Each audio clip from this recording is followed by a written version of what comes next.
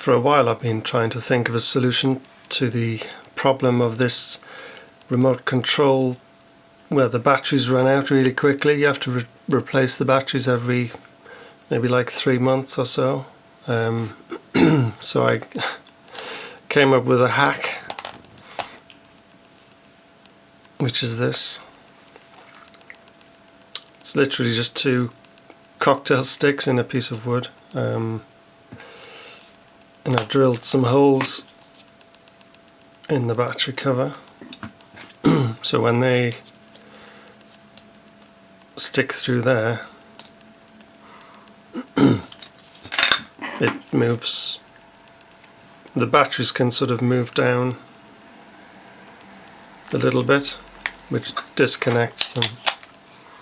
So instead of the remote being powered up all the time, I can sort of push that in and it disables the batteries.